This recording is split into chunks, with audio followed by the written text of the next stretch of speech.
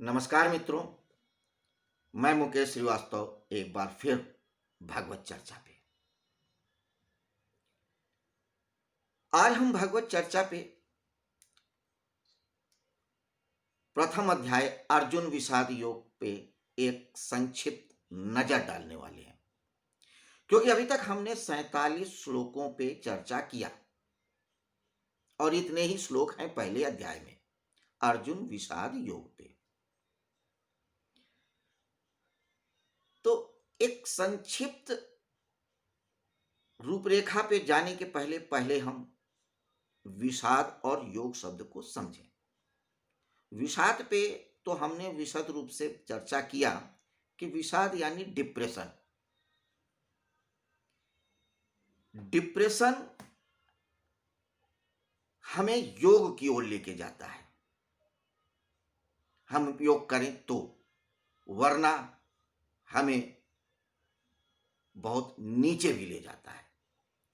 तो ये जो डिप्रेशन है, सामान्यतः इससे हम नीचे ही जाते हैं, पतन की ओर जाते हैं, बीमार हो जाते हैं, परेशान हो जाते हैं, असफल हो जाते हैं, क्योंकि हम डिप्रेशन पे काबू नहीं पा पाते हैं।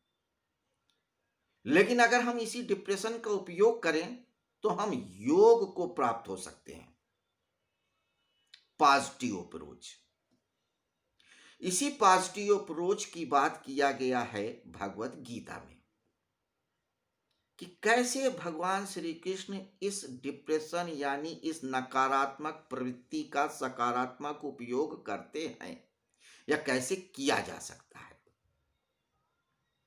तो विषाद यानी डिप्रेशन को हम अभिशाप नहीं, रोग नहीं, वरदान माने और योग के लिए उपयोग करें, पहली बात। दूसरा शब्द है योग। योग का शाब्दिक अर्थ होता है जोड़ना, लेकिन अध्यात्म में इस योग का विभिन्न अर्थ है। वो अर्थ यह है कि जब पुरुष या व्यक्ति अपने आप को उस परमात्मा से जोड़ लेता है तो उसे कहते हैं योग हो जाना, परमात्मा से जुड़ जाना, उस अल्टीमेट ट्रुथ से जुड़ जाना। और इस योग के 3 तरीके बताए हैं भगवान श्री कृष्ण ने भगवत गीता में, ज्ञान योग, कर्म योग और भक्ति योग, जिन पे हम चर्चा करेंगे आगे क्रमशः। तो हम डिप्रेशन को परमात्मा की ओर कैसे ले जा सकते हैं सकारात्मक तरीके से, ये आगे देखेंगे। लेकिन फिलहाल डिप्रेशन में हमने ये भी जाना कि डिप्रेशन कई कारणों से आता है। जब हम बहुत महत्वाकांक्षी हो जाएं और वो महत्वाकांक्षाएं पूरी ना हो तब डिप्रेस हो जाते हैं। कई बार जब हमारी एबिलिटी से कोई ज्यादा काम हमारे ऊपर आ जाता है तो हम परेशान और डिप्रेस हो जाते हैं। कई बार सामाजिक, मानसिक और दैविक समस्याओं से हम डिप्रेस हो जाते हैं, यानी हमारे अंदर थोड़ा सा कॉन्फिडेंस कम हो जाता है। बहुत बार ये डिप्रेशन एक ही बार आ जाता है, किसी विशिष्ट घटना से आ जाता है, जैसे महात्मा अर्जुन के साथ हुआ। युद्ध के मैदान में बिल्कुल तैयारी से गए थे, लेकिन जैसे ही वो अपने सामने दोनों तरफ की सेनाओं को देखते हैं, अपने बंधु बांधवों को देखते हैं, तो वो डिप्रेस हो जाते हैं। एक साथ उनके शरीर का तापमान गिर जाता है या बढ़ जाता है और वो परेशान हो जाते हैं। और बहुत बार ऐसा होता है कि ये डिप्रेशन बहुत धीरे धीरे घर करता है, हमें पता ही नहीं लगता है। जब परिणत पे आता है, हम कोलैप्स हो जाते हैं, तब पता लगता है। हम कोलैप्स की तरफ बढ़े ही क्यों? हम उसको बीच में ही ना चेक कर लें। ये हम आगे के अध्यायों में समझेंगे, लेकिन इसके लिए जरूरी है उन अध्यायों पे जो चर्चा हो रही है उसको ध्यान से सुनना। आज हम इसी सुनने की कला पे भी बात करेंगे। क्योंकि सुनना बहुत बड़ी कला है जो हमारे व्यक्तित्व का सर्वांगीण विकास करती है, हमारे अंदर की नेतृत्व क्षमता को बढ़ाती है, हमारी कॉन्फिडेंस को बढ़ाती है, हमारी स्किल को बढ़ाती है, हमारी समझ को बढ़ाती है और भी बहुत सारी विशेषताएं देती हैं। तो सिर्फ अगर हम सुनना सीख जाएं तो हम बहुत कुछ सीख जाएंगे बिना कुछ सीखे हुए। यही कारण रहा कि हमारे समाज में पुराने समय में ऋषियों और मुनियों ने सारा ज्ञान और विज्ञान श्रुतियों के द्वारा दिया। गुरु बोलता था, शिष्य सुनता था, लिखा नहीं जाता था। लिखा तो बहुत बाद में गया है और शायद जब से लिखना शुरू किया गया इस ज्ञान विज्ञान को, तब से लाभ कम हानि ज्यादा हुई है। क्यों? क्योंकि पर्सन टू पर्सन कांटेक्ट खत्म हो गया, बीच में किताबें आ गई, दीवार आ गई। सुनते थे तो पर्सन टू पर्सन कांटेक्ट होता था, mind to mind, eye to eye, ear to ear, consciousness to consciousness, सब कुछ एक ही झटके में ट्रांसमिट हो जाता था। बस जैसे दो डिवाइसों को ब्लूटूथ से जोड़ दिया जाए, पासवर्ड दे दिया जाए और सारी की सारी फाइल ट्रांसमिट हो जाए। तभी तो जब भगवान राम विश्वामित्र के पास गए थे पढ़ने शिक्षा के लिए, तो तुलसीदास कहते हैं अल्पकाल विद्या सब पाई। भगवान राम विश्वामित्र को देखते हैं और विश्वामित्र राम जी को देखते हैं, आई कांटेक्ट होता है, सारा ज्ञान ट्रांसमिट हो जाता है सिर्फ एक मुस्कान से, सिर्फ एक आई कांटेक्ट से। ब्लूटूथ जुड़े, फाइलें ट्रांसमिट हो गई। चारों वेद, 18 पुराण, 108 उपनिषद और 64 कलाएं, ये थी श्रुति की विशिष्टता। किताबें आई, दीवार आ गई और हम धीरे धीरे सुनना भूल गए। श्रुतियां नहीं रही, सिर्फ कहानियां रह गई मनोरंजन की तरह। ज्ञान धीरे धीरे डाइल्यूट होके नेपथ्य में चला गया और हम सुनने की कला भूल गए। उसी सुनने की कला पे कुछ चर्चा करेंगे।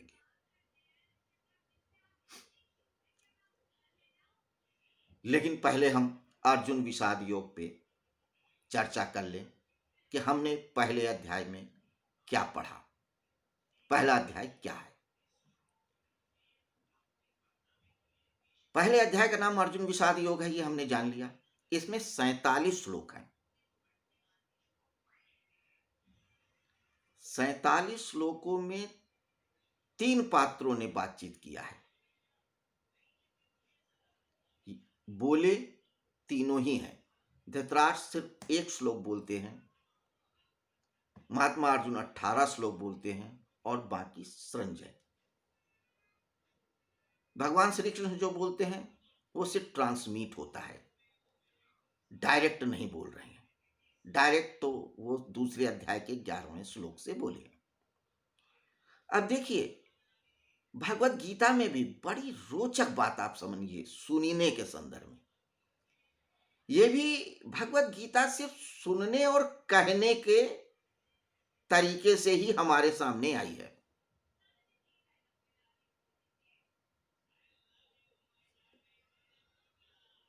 धृतराष्ट्र सुन रहे हैं, बोल कौन रहा है? महात्मा संजय। धृतराष्ट्र चाहे जैसे भी रहे हों, स्वार्थी रहे हों, अंधे रहे हों, मोहग्रस्त रहे हों, लेकिन एक बात तो थी, विद्वान बहुत थे। इतना वो जानते थे कि सुना कैसे जाता है और अपनी बात कहा कैसे जाता है, और सुनने की अद्भुत क्षमता थी। तभी आप देखिए कि 700 श्लोकों की इस भगवत गीता में सिर्फ एक बार बोले हैं। पहला श्लोक,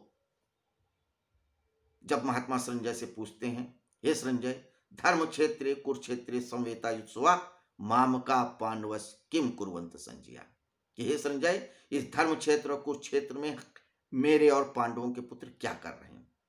फिर महात्मा संजय विस्तार से बताते हैं, और बीच में कहीं भी धृतराष्ट्र इंटरप्ट नहीं करते हैं, कोई रिएक्शन नहीं देते हैं, सिर्फ पूरे मन प्राण से सुनते हैं। कितना धैर्य रहा होगा कि वो सुन रहे हैं अपने पुत्रों की हार, अपने पुत्रों की निराशा, अपने परिवार का संहार, और बिना किसी इंटरप्शन के, बिना किसी विरोध के, बिना किसी प्रतिक्रिया के सिर्फ सुन रहे हैं। तभी तो भगवान वेदव्यास भी धृतराष्ट्र को बहुत मानते थे, बहुत इज्जत करते थे। उनका नाम ही था धृतराष्ट्र। वह राष्ट्र जिसके पास धी है, बुद्धि है, वही धृतराष्ट्र है। बुद्धिमान थे, इतना तो जानते ही थे कि सुना कैसे जाए। तो देखिए, हम धृतराष्ट्र के तमाम अवगुणों में से सिर्फ एक गुण अगर सीख लें, सुनना, तो भी बहुत कुछ पा सकते हैं। बाकी उनकी बुद्धिमत्ता की तो बात छोड़ दो। और सिर्फ धृतराष्ट्र ही नहीं सुनना जानते हैं,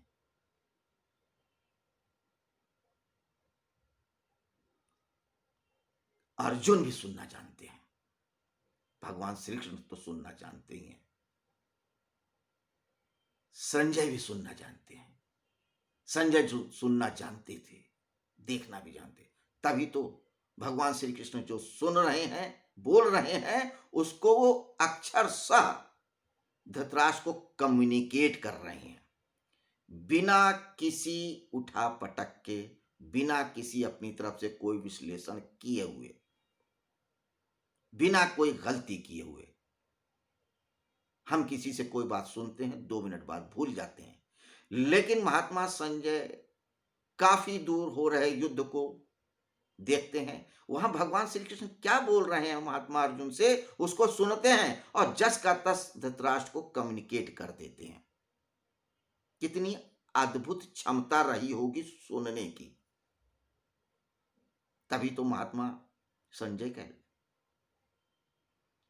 इसी तरीके से अर्जुन को भी देख लीजिए। महात्मा अर्जुन भगवान श्री कृष्ण के सारे उत्तरों का प्रति उत्तर देते हैं और सटीक उत्तर देते हैं, अपनी सारी शंकाएं रखते हैं सही तरीके से। फालतू की और इधर उधर की शंकाएं या प्रश्न नहीं करते। तो सही प्रश्न वो तभी कर पाते हैं जबकि वो सुनने की कला को जानते रहे होंगे तब।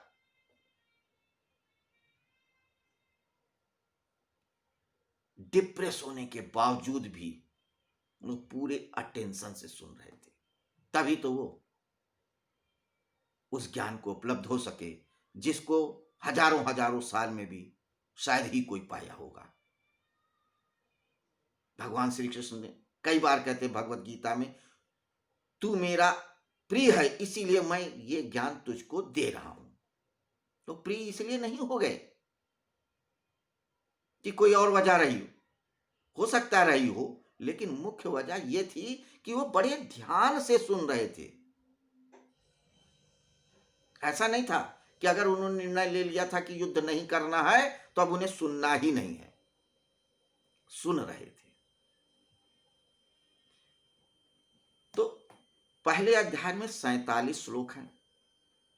एक श्लोक राजा धृतराष्ट्र बोलते हैं और 28वें श्लोक से 46वें श्लोक तक महात्मा अर्जुन बोलते हैं। 18 श्लोक लगातार, 18 ही अध्याय भी हैं बाय द वे। तो आप समझ लीजिए कि ये 18वें श्लोक का विस्तार है 18वें अध्याय में, बाकी 17 में। तो 18 श्लोक तक वो बोलते जा रहे हैं, भगवान श्री कृष्ण सुनते जा रहे हैं और उधर संजय ट्रांसमिट करते जा रहे हैं जस का तस, और धृतराष्ट्र सुन रहे हैं, सिर्फ सुनने की कला। तो एक राजा धृतराष्ट्र श्लोक बोले, 18 महात्मा अर्जुन बोले, बाकी संजय बोलते हैं। अब 47 श्लोकों में दूसरे से लेकर के 9वें श्लोक तक महात्मा संजय बताते हैं धृतराष्ट्र को कि कौरवों के तरफ के मुख्य योद्धा कौन है, पांडवों के मुख्य योद्धा कौन है, और ये भी बताते हैं कि दुर्योधन सारी सेनाएं सजाने के बाद वो द्रोणाचार्य के पास जाता है, अपने गुरु के पास, उनको अपनी तरफ से मिलाने की कोशिश करता है। वो नहीं कोई प्रत्युत्तर देते तो भीष्म पितामह शंख बजा के युद्ध का आगाज कर देते हैं, और वो सिर्फ इसलिए शंख बजाते हैं ताकि उनका भतीजा, जिद्दी भतीजा खुश हो जाए, उसे ये ना लगे कि हम लोग युद्ध के लिए उत्सुक नहीं हैं या पांडवों की तरफ हैं। वो ये भी दिखाना चाहते हैं कि नहीं, आज भी मेरी निष्ठा हस्तिनापुर के लिए ही है, जो भी राजा बनेगा उसके लिए होगी।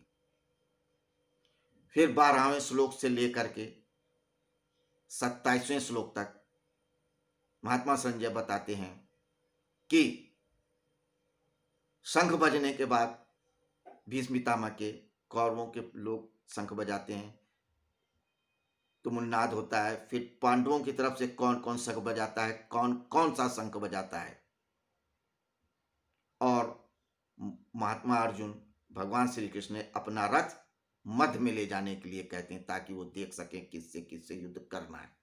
और फिर वहां पे भगवान श्री कृष्ण कहते हैं कि देख ले किससे किससे युद्ध करना है और कैसे करना है। तो देखिए, सुनने के बाद एक चीज आती है देखना। हमने व्यक्तित्व निर्माण के वीडियो में यह भी कहा था कि सुनना, सोचना और बोलना 3 ना होते हैं, लेकिन एक देखना भी होता है, उस पर भी चर्चा करेंगे। फिर 28वें श्लोक से 46वें श्लोक तक महात्मा अर्जुन अपने तर्क देते हैं कि हम युद्ध नहीं करेंगे, क्योंकि उन्हें लगता है कि अपने स्वजनों को मारना उचित नहीं है। और फिर 47वें श्लोक में अपना धनुष बाण रख देते हैं। तो उन 18 श्लोकों में कौन कौन से मुख्य प्रश्न उठाते हैं, ये आइए हम देखते हैं। मुख्य रूप से उन्होंने 11 प्रश्न उठाए हैं, जहां तक मैं समझता हूं। पहला जो उन्होंने कहा कि हे केशव, मोह के कारण या डिप्रेशन में चले जाने के कारण मेरा शरीर और मन इस लायक नहीं रहा कि मैं युद्ध करूं। मन से भी टूट गया हूं और शरीर भी साथ नहीं दे रहा है, मैं युद्ध नहीं करूंगा। मन और शरीर मान लो भी काम करने भी लगे तो भी सारे शकुन, सारी स्थितियां जो इंडिकेशंस आ रहे हैं वो बता रहे हैं कि युद्ध मत करो। हमारे शरीर में कपकपी आना, ये सब होना इंडिकेशन नहीं है सही। इसके अलावा पशु पक्षियों का जिनको नहीं बोलना चाहिए, उल्लू हैं, गीदड़ हैं, सियार हैं, ये भी अपशकुन ही है। चंद्रमा के चेहरे से दाग गायब हो जाना अपशकुन है, उल्कापात हो जाना भी अपशकुन है। तो सारे प्रकृति ही हमको कह रही कि युद्ध मत कर, सब कुछ कह रहा है युद्ध मत कर। हे अर्जुन, तू क्यों युद्ध कर रहा है? इसलिए भी मैं युद्ध नहीं करना चाहता। तीसरा प्रश्न है या कारण है, अपने स्वजनों को मारने में कोई हित न देखना। और फिर ये कहते हैं कि हे केशव, हम अपने लोगों को मारेंगे तो क्या फायदा होगा, क्योंकि हम जिनके लिए राज्य चाहते हैं वही खड़े हैं युद्ध के लिए। तो हम किसके लिए युद्ध करें? हम राजपाट इन्हीं के लिए तो चाहते हैं। यही चाहते हैं कि हम मारें या मर जाएं। कोई फायदा नहीं है। फिर वैसे भी अपनों को मारना पाप है। चौथा प्रश्न था, अपने ही स्वजनों को मारने में कोई हित न देखना। जिन बंधु बांधवों के लिए युद्ध करना था वे ही युद्ध में खड़े हैं। पांचवा प्रश्न कारण है, अपने स्वजनों को मारना पाप होगा। क्योंकि अर्थशास्त्र, नीतिशास्त्र, धर्मशास्त्र यही कहती है। धर्मशास्त्र करके अगर अपनों को मारना पड़े और एक तरफ अपना कुछ लाभ हो रहा हो तो धर्म का रास्ता पकड़ो।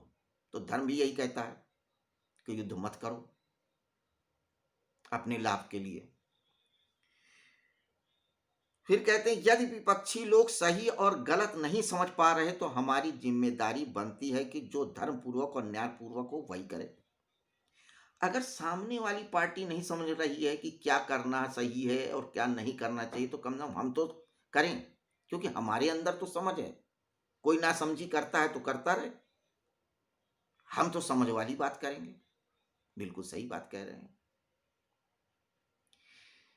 इसके बाद वो कहते हैं कि युद्ध में कुल का क्षय होगा, कुल और समाज की परंपराएं नष्ट हो जाएंगी। युद्ध में बहुत कुछ नष्ट हो जाएगा, लोग खत्म हो जाएंगे, हमारी परंपराओं को, हमारे परिवार के नियमों को बताने वाला कोई नहीं बचेगा। तो जिस समाज को, जिस परिवार को हम इतनी मेहनत से लाए हैं, हम और हमारे पूर्वज, वो नष्ट हो जाएंगी। क्या फायदा? युद्ध नहीं करना चाहिए।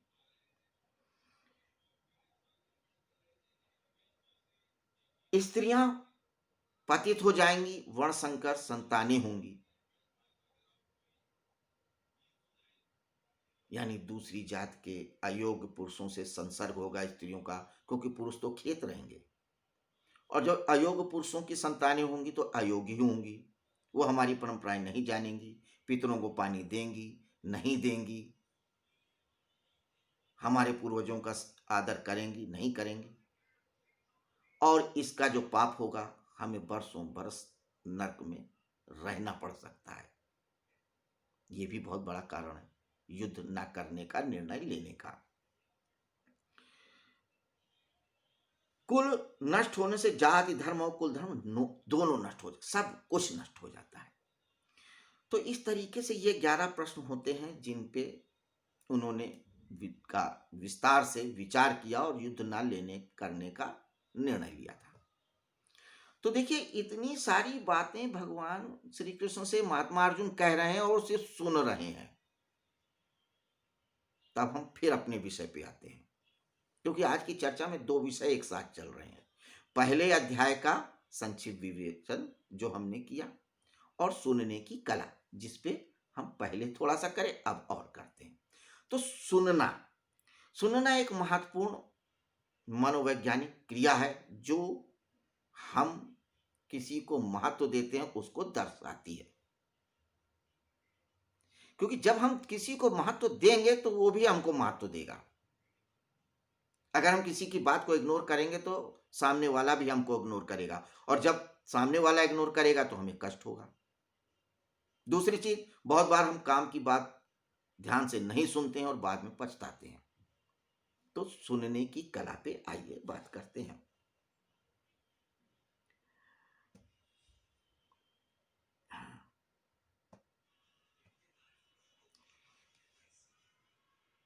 सुनने की सही तरीका यह है कि जब हम किसी की बात को सुने तो आई टू आई कांटेक्ट रखें और कानों को बिल्कुल खोल के रखें। क्योंकि हम सिर्फ कान से नहीं सुनते हैं, आंख से भी सुनते हैं, रोए रोए से सुनते हैं। अगर हम आंख बंद भी कर लें तो अवधान हमारा उधर ही होना चाहिए। कई बार हम लोग ध्यान से सुनते समय आंख बंद कर लेते हैं, लेकिन अगर हम किसी की बात सुन रहे हैं और आंख खोल करके उसकी तरफ आई कांटेक्ट रखते हैं तो हमारा ध्यान उसकी बातों पे रहता है। हमारे और उसके विचारों की तरंगें संप्रेषित होने में आसानी होती है, क्योंकि आंखों से जो किरणें निकलती हैं बहुत पावरफुल होती हैं, तुरंत ट्रांसमिट करती हैं, टू द पॉइंट। कानों को बिल्कुल अटेंशन में रखें, आई कांटेक्ट रखें, अपने कंधे इस तरीके से रखें, सही तरीके से। क्योंकि बहुत से लोग क्या करते हैं, अब किसी को सुनते समय कंधे ऊपर की तरफ कर लेते हैं, रिलैक्स हो जाते हैं, या कुछ और तरीके से। नहीं, कंधों को भी एक सही पोस्चर दें। हाथ और पैर को हिलाएं नहीं। अगर आपके हाथ और पैर मूवमेंट में है, इसका मतलब कि आप उसकी बातों को ध्यान नहीं दे रहे हैं। तो जब आप किसी को सुने तो अपनी बॉडी लैंग्वेज पे ध्यान दें। कान खुले हों, आई कांटेक्ट होना चाहिए, हाथ और पैरों का हिलना बंद होना चाहिए। इसके अलावा जो सामने वाला कह रहा है उस पर रिस्पॉन्ड भी करते रहें, जैसे सिर का हिलाना, या बात बात में हुंकारी भरना, या वाहवाही करना, या कुछ प्रश्न पूछना उसी विषय से संबंधित, या अपनी भी कुछ विशिष्ट बात बताना, समय और स्थान देख के। जब आप ऐसा करेंगे तो आपको लगेगा कि आप उसको सुन रहे हैं। हाँ, सुनते समय कुछ अव्यवधान भी होते हैं, जैसे अनइंटरेस्टिंग टॉपिक्स। बहुत बार क्या होता है कि सामने वाला कोई ऐसे विषय पे बोल रहा होता है जिसमें हमारा इंटरेस्ट नहीं रहता है। अगर ऐसा है तो या तो आप उसकी बात को सुने ना, या आप मना कर दें कि हमें नहीं सुनना। और अगर जरूरी हो जाए तो आप कम से कम उस समय उसको सुनिए, थोड़ा सा ही सही। उसको अप्रिसिएट को तो करिए, या उसको सामने वाले को अपनी बात इस तरह से कम्युनिकेट करें कि आपने उसकी बात को सुना, लेकिन उसमें कोई अर्थ नहीं है या उसमें कोई इंटरेस्ट नहीं है, ताकि वो विषय बदल दे। Speakers delivery. बहुत बार क्या होता है कि सामने जो बोल रहा होता है उसकी डिलीवरी बहुत अच्छी नहीं होती है, तो भी व्यवधान होता है। बहुत बार ऐसा होता है कि अच्छे से अच्छा, बड़े से बड़ा जानकार व्यक्ति डिलीवरी सही नहीं करता है, लेकिन अगर आपको लगता है कि उसकी बातों में कुछ तथ्य है तो उसकी डायलॉग डिलीवरी को आप नजरअंदाज करें और सिर्फ उसकी बातों में जो तथ्य है उसको ध्यान दें। एक्सटर्नल डिस्ट्रैक्शंस, बाहरी अवरोध। अक्सर जब हम किसी को सुन रहे होते हैं तो बहुत सारी आवाजें आसपास होती हैं जो हमें डिस्टर्ब करती हैं। कभी गाड़ियों की सायरन की आवाज, किसी बच्चे का चिल्लाना, किसी का बात करना, कहीं चिड़िया का बोलना, कहीं साइलेंस का होना, कहीं कबूतर बोल रहा है। ये सब बाहरी अवधान है। लेकिन जब हम अगर अटेंटिवली सुनेंगे तो ये अवधान धीरे धीरे नेपथ्य में चले जाते हैं और हमारा पूरा ध्यान सुनने पे आ जाता है। हाँ, बहुत ज्यादा हो तो उसका उपाय करें, लेकिन अगर छोटे मोटे उपाय हैं तो उसको रेजिस्ट करने का या उसकी तरफ ध्यान न देने की एक आदत डेवलप करें, ताकि बोलने वाले की बात को आप अटेंटिवली सुन सकें। मेंटली प्रिपेयरिंग रिस्पॉन्स, मानसिक रूप से आप रिस्पॉन्स करने के लिए तैयार रहिए कि जो व्यक्ति सामने बोल रहा है उसकी बातों पे रिस्पॉन्ड करना, कहां पे और कितना और कैसे। क्योंकि ये इस बात का सूचक है कि आप सामने वाले की बात सुन रहे हैं या नहीं सुन रहे हैं, और सुन रहे हैं तो कितना महत्व देके सुन रहे हैं। लिसनिंग फॉर फैक्ट्स, ये थोड़ा टेक्निकल है।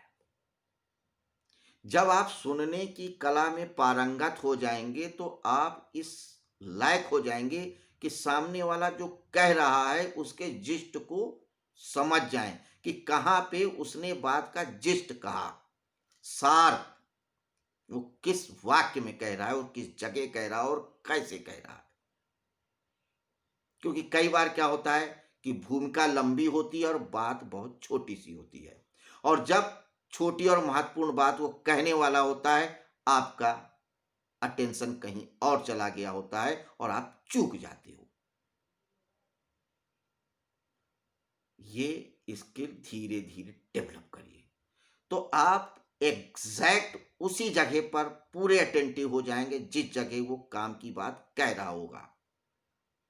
ये एक स्किल है, आ जाती है धीरे धीरे। कुछ लोगों के अंदर बाई गॉड गिफ्ट होती है और कुछ लोग उसको डेवलप कर लेते हैं, कुछ लोग कभी नहीं डेवलप कर पाते हैं इस सुनने की कला को। इसके बाद पर्सनल बायस, पक्षपाती होना। अक्सर जब हम लोग किसी की बात सुनते हैं तो पक्षपाती हो जाते हैं कि हमें तो इसके विरोध में ही बोलना है, हमें तो इसके पक्ष में ही बोलना है, हमें तो यही बोलना है। तो कुछ भी कह रहा हो, कितनी अच्छी बातें कह रहा हो, हम सिर्फ अपने ही तथ्यों को, अपने ही तर्कों को, अपनी ही बातों को मानेंगे और समझेंगे, या सामने वाला जो कह रहा है उसको अपने दृष्टिकोण से समझेंगे।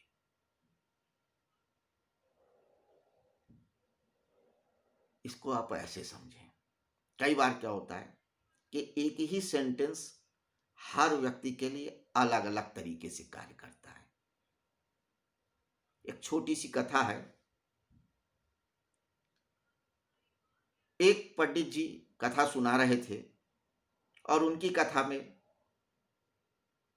विभिन्न समुदाय के लोग बैठे थे। एक साधक था, एक गृहस्थ था, एक चोर था और एक वैश्या भी थी। अब कथा समाप्त होने के बाद पंडित जी ने कहा, अब आज की कथा यहीं समाप्त होती है, अब हम लोग अपने अपने कार्य को चले, संध्या के कार्य को चले। तो गृहस्थ ये समझता है कि हाँ अब चलो चलें, घर चलें, दिया बाती का वक्त हो गया है, घर में देखें सब्जी सौदा सुलूक क्या लेके जाना है। साधक ये समझता है कि चलो अब ये ध्यान का वक्त हो गया है, गुरु जी कह रहे हैं अब ध्यान पे बैठा जाए। चोर समझता है कि चलो अब कहीं सेंध मारा जाए, रात हो गई है, कहाँ मारना है इसको देखा जाए। वैसा समझती चलो अब ग्राहकों का इंतजार किया जाए। तो सेंटेंस एक है, अर्थ अलग अलग है, भाव अलग अलग है उनकी उपयोगिता के अनुसार। ऐसे ही क्या होता है कि हम लोग जिस बात को सुनते हैं अपने परिप्रेक्ष्य में अपने तरीके से सुनते हैं, तो भी हम सामने वाले की बात को उसके अनुसार नहीं समझ पाते हैं। तो कोशिश ये करें कि सामने वाले की बात जो सुनना है वो किस तरह से सुनना है। पहले तो यही उचित रहेगा कि जो जिस भाव से कह रहा है और जिस अर्थों में कह रहा है उन्हीं अर्थों में समझे और फिर उसके बाद अपने अर्थ उसमें आरोपित करें। यही सुनने की उचित कला है। क्योंकि जब तक आप सामने वाले को उसी के अर्थों में नहीं समझोगे तब तक आप सुनने की कला में पारंगत नहीं होगे। क्योंकि आप फिर कोई प्रत्युत्तर या कोई प्रतिक्रिया दोगे और वो कहेगा नहीं साहब ये तो मैंने कहा ही नहीं, आपने गलत समझा, फिर एक नया विवाद होगा। तो बेहतर यही है कि वक्ता की बात को उसी के अनुसार समझे। इसके अलावा लैंग्वेज कल्चर डिफरेंसेस भी, कई बार भाषा और लोगों की संस्कृति भी अवरोध करती है हमें बात को समझने में। हो सकता है कि एक व्यक्ति अंग्रेजी में बोल रहा हो और हमें अंग्रेजी ज़्यादा ना आती हो, तो भी कई बार हमें समझने में दिक्कत आती है। हो सकता है कुछ ऐसी टर्मोलॉजी इस्तेमाल कर रहा हो जो उसके कल्चर में, उसके देश में, उसके समाज में हो, जिससे आप अनभिज्ञ हो या उनके अर्थों को सही तरीके से नहीं जानते हो। इसके लिए धीरे धीरे स्किल बढ़ानी पड़ती है। फेक अटेंशन, ज्यादातर यही होता है कि हम लोग नाटक करते हैं कि सुन रहे हो हैं, लेकिन सुनते नहीं हैं। हम लोग सिर्फ कुछ सोचते रहते हैं या कुछ और सुनते रहते हैं। जैसे क्लास में अक्सर बच्चे हैं, दिखाते तो हैं हम टीचर की बातों को सुन रहे हैं, लेक्चर को, लेकिन उनका कान बाहर लगा होगा कि बाहर कोई दोस्त सीटी बजा के उसको आवाज दे रहा है बाहर आने की, या कहीं कोई चिड़िया बोल रही है, कहीं कोई ट्रक या घुर्र घुर्रा रही है, या कहीं कोई घंटी बजी, या कुछ ना कुछ। तो सिर्फ हम नाटक करते हैं सुनने का, सुन नहीं रहे होते। हमारा दिमाग कुछ सोच रहा होता है, कान कुछ और सुन रहे होते हैं, हमारी आंखें कुछ और देख रही होती हैं, तो भी हम सुन नहीं पाते हैं। तो ये कुछ पॉइंट्स थे जो अवरोध करते हैं सुनने में। तो जब भी हम किसी को सुने, अटेंटिवली सुने। कैसे सुने? कान खोल के सुने, आंख खोल के सुने, हाथ और पांव को स्थिर रखें, अपना शारीरिक पोस्चर ऐसा रखें स्थिर, ताकि हम सामने वाले की बात को सुन सकें जैसा वो कहना चाह रहे हैं। इसके अलावा उसकी बातों में प्रॉपरली रिस्पॉन्ड करें, बायस होके ना सुने।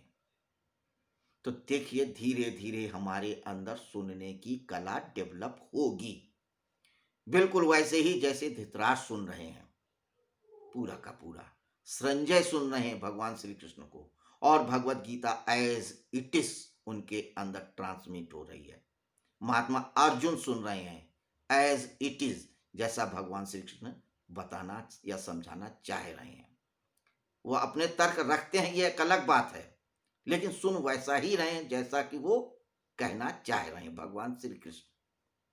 तो सुनना बहुत बड़ी कला है, ये हमारे व्यक्तित्व का सर्वांगीण विकास करती है।